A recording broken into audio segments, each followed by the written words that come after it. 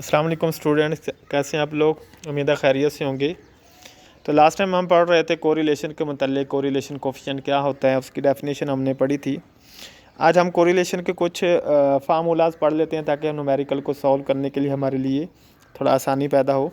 तो कोरिलेशन को डिनोट करने के लिए हम दो सिंबल इस्तेमाल करते हैं। आपको पता है पॉपुलेशन भी होती है और सैंपल भी होता है। तो सैंपल के कोरिलेशन को हम आर से डिनोट करते हैं और पॉपुलेशन के कोरिलेशन को रो से। ठीक है, सैंपल कोरिलेशन आर से डिनोट होता है और पॉपुलेशन कोरिलेशन किससे शो होता है, रो से शो होता है। ठीक है, तो जो बेसिक फार्मूला है कोरिलेशन कोफिशिएंट का वो ये है। कोरिलेशन कोफिशिएंट में दोनों वेरिएबल ही आपके पास रैंडम वेरिएबल होते हैं, एक्स और वाई दोनों रैंडम होते हैं, यानी कि कोई भी वेरिएबल फिक्स नहीं होता। तो इसकी नोटेशन को हम R X Y, R Y X या सिंपली आर से भी डिनोट कर सकते हैं। ठीक है, तो ये आपके जो बुक है उसमें जो चैप्टर के एंड पे भी ये मेंशन है। ये पेज नंबर आई थिंक 351 है, ये शायद 331 है, वहाँ से आप देख सकते हैं। तो ये आपके पास बेसिक नोटेशन है, R is equal to R X Y, R Y X is equal to S X Y over S X S Y. ठीक है, what is S X? S X आपके पास कोवेरियंस है। कोवेरियंस यानी कि इसका basic formula ये बनता है, आपको पता होना चाहिए।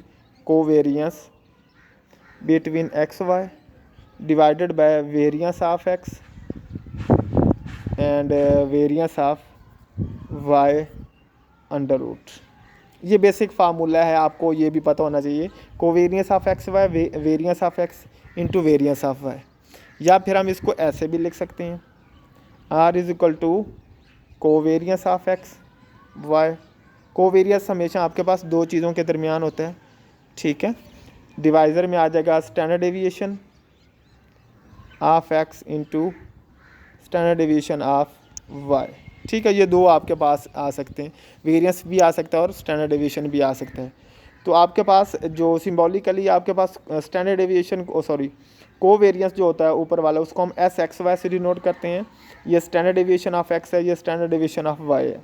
अब अगर इसका हम फार्मूला लिखें तो इसका फार्मूला ये होता है, summation X minus X bar Y minus Y बार। ये आपके पास है वेरिएंस ऑफ एक्स, ये आपके पास वेरिएंस ऑफ वाई है। इनके एन का जो डिवाइज़र होता है वो कैंसिल हो जाता है ऊपर वाली टर्म से, तो इस वजह से ये फार्मूला बनता है।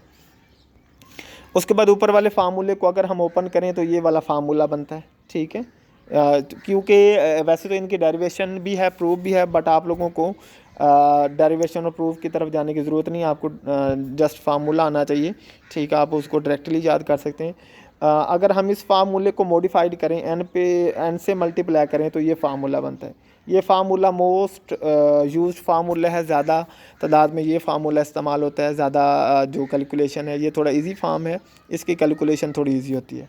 N summation X Y summation X summation Y, N summation X square summation X whole का square, N summation Y square summation Y whole का स्क्वायर। ठीक है, अब अगर हम इसी फार्मूले को एन पे डिवाइड करें तो फर्दर एक ये नेक्स्ट फार्मूला बनता है। ठीक है, summation X Y minus N X bar Y bar summation X square N X bar का square summation Y square N Y bar का स्क्वायर। ओके, अब इसी फार्मूले में अगर हम डी डेविएशन कैलकुलेट करें, आपको पता है डी का फार्मूला क्या होता है, एक्स माइनस ए, और डी का फार्मूला हम बना सकते हैं वाई माइनस बी। ठीक है, एक्स माइनस ए और वाई माइनस बी, यानी कि ये डी एक्स बन जाएगा, ये डी वाई बन जाएगा। तो डेविएशन की फॉर्म में भी हम इस फार्मूले को इस्तेमाल कर सकते हैं। अब ये कोडिंग फॉर्म में भी है।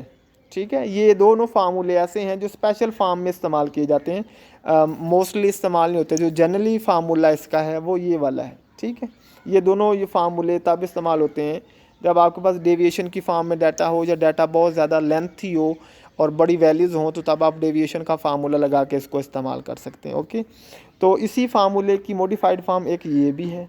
ठीक है, और एक ये शॉर्ट फार्मूला आपके पास कोरिलेशन को कैलकुलेट करने का, बी वाई ऑन एक्स और बी एक्स ऑन वाई। यानी कि जब आपके पास दो रिग्रेशन लाइन होंगी, दोनों रिग्रेशन लाइन के स्लोप या रिग्रेशन कोफिशिएंट दिए जाएंगे, तो आप उनकी मदद से डायरेक्टली भी कोरिलेशन कैलकुलेट कर सकते हैं। ओके, अब रही बात कि आप वेरिएंस कैसे कैलकुलेट करेंगे एक्स का और वाई का, तो ये दो फार्मूले हैं वेरिएंस ऑफ एक्स के और वेरिएंस ऑफ वाई के। ठीक है, तो इनकी डिफरेंट फार्म्स हैं, जो मर्ज़ी फार्म आप इस्तेमाल कर सकते हैं। फर्स्ट फार्म बेसिक फार्म ये है, सेकंड फॉर्म ये बनती होती है, ये डेविएशन की फॉर्म है, ये कोडिंग फॉर्म है। ओके, कोडिंग फॉर्म हम तब इस्तेमाल करते हैं जब हमारे पास जो क्लास इंटरवल है, एज की वैल्यू है वो सेम हो। ठीक है, इस तरह हम वाई के फार्मूले में भी इसका ये बेसिक फार्मूला है, सेकंड फॉर्म ये होती है। ठीक है, ये डेविएशन की फॉर्म है, ये आपके पास कोडिंग की फॉर्म है। ओके, तो आई होप आप लोगों को ये समझ आए होंगे। अब ये कोवेरियंस की भी डिफरेंट टर्म्स हैं, डिफरेंट फॉर्म में इसका फार्मूला, बेसिक फार्मूला ये होता है S X Y summation X minus X bar Y minus Y bar over N. तो वहाँ पे एन कैंसिल हो गया था डिवाइज़र वाली वैल्यू से और ऊपर वाली वैल्यू से, जो हमने स्टार्ट में फार्मूला देखा है। सेकंड फॉर्म इसकी ये बनती है, थर्ड फॉर्म ये है। इसको भी हम डेविएशन और कोडिंग फॉर्म में भी देख सकते हैं। और डी की जो वैल्यूज़ होती हैं, यू की वैल्यू होती है, आपको पता है इस फॉर्म में होती हैं। ठीक है, तो ये बेसिक लेवल की चीज़ें हैं जो आप फर्स्ट ईयर में पढ़ चुके हैं, आई होप आपको आती होंगी। ठीक है, उसके बाद हमने रिग्रेशन लाइन भी पढ़ी थी। तो रिग्रेशन लाइन का भी फार्मूलाज हैं डिफरेंट, आप लोगों को पता होंगे।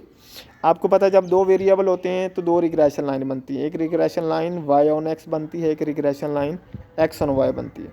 तो जो वाई ऑन एक्स होगी उसमें वाई क्या है, डिपेंडेंट है, एक्स क्या है, इंडिपेंडेंट है।